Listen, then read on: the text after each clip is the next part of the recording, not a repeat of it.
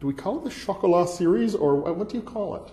I don't call it anything. It's the third of 3 books so far that I've written about Vianne Rocher, and I'm not promising that there won't be any more, and I'm not promising that there will be, but people have been calling it a trilogy because there are 3 of them, but I'm not sure that that quite follows. I don't think these characters have worn out their welcome with readers. No, I don't think they have. And more importantly, I don't think they've finished with me either. Well, they finished with you. Yes, I think I see it in terms of having unfinished business with characters. There's a responsibility to making people up, because after a while they stop being made up and they sit up and they come to life. After that has happened, it's both a wonderful and a terrible thing, because they stop doing exactly what you tell them and start to have ideas of their own. On the other hand, people start to believe in them and love them, and your control disappears little by little, I think. I understand completely what you're saying, but does part of your brain also go, you know, that just sounded a little on the nuts side? Yeah. How do you handle that? The thing is, this is the only job in which you actually get paid to have a mental illness. And sometimes the line between creativity and just being plain nuts is a very, very thin one. The thing is, I find that the line is useful as opposed to being a real problem, and so I kind of just go with it. And I always feel that it's very rewarding when the characters sit up and talk to you, because unless you can hear them doing that, chances are the story will never really emerge as something that people want to bother with. Between the first and this, it's like eight years have passed, or is Yes. it between the second and third? No, 8 years have passed. There are 3 and there are 4 years between them, and so significant amounts of time have passed for the characters to have been changed by time and circumstance, and also for the world generally to have changed. And in this book, as opposed to Chocolat, which could have been set pretty much out of time, current events have definitely caught up with the characters and the place. The title is Peaches for Monsieur Le Curé. I thought of it as redemption for Monsieur Le Curé.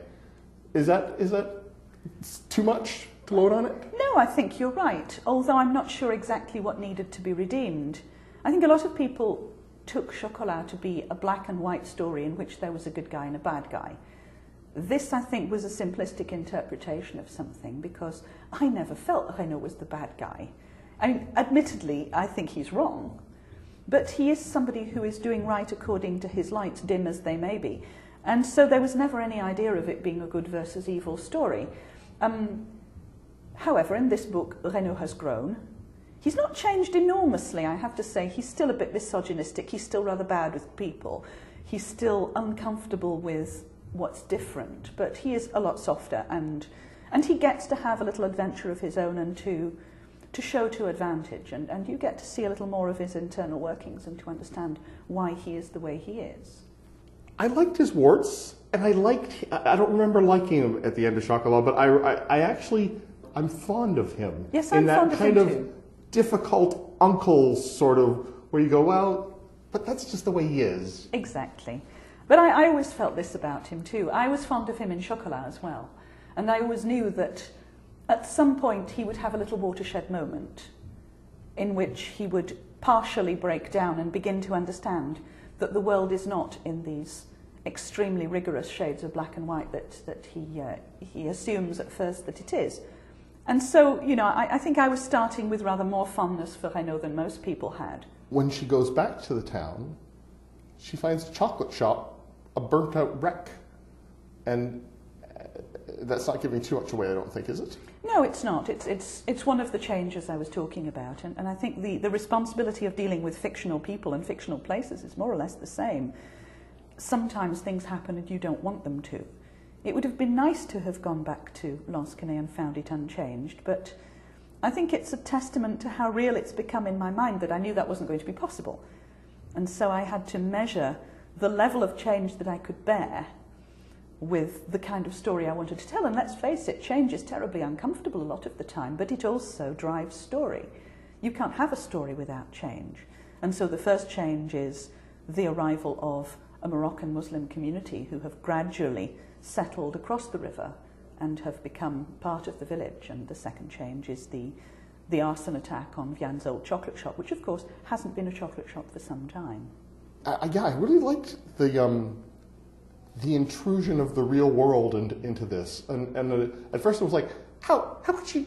I was like, well, that makes sense. And I liked it a lot. I really didn't think I would, but I did. I was a little the same. I'd always seen Lasquenet as a kind of Brigadoon-like place. Yeah. And I thought, well, you know, I've written about it once, I can't do it again, because I would have to do things with time and place and people that I wouldn't like. And, you know, also having seen the reaction of some of my readers to Lollipop Shoes, and they were all coming out going, well, how can you let Vian change? How could you change Vian? And I tried to explain that I hadn't changed Vian, that life had changed Vian, and that sometimes life gets in the way of these things. But I also knew that if I didn't change Lasquenet to a certain extent, then I would never come back. Otherwise, because there'd be no story. And so I got back there and I thought, hey, this isn't so bad. Actually, it kind of works, and this is where the story has to happen. The book is Peaches for Monsieur Le Curé. I've been speaking with the author, Joanne Harris. You know the name from the bestseller Chocolat, of course. And Peaches for Monsieur Le Curé, published by Doubleday.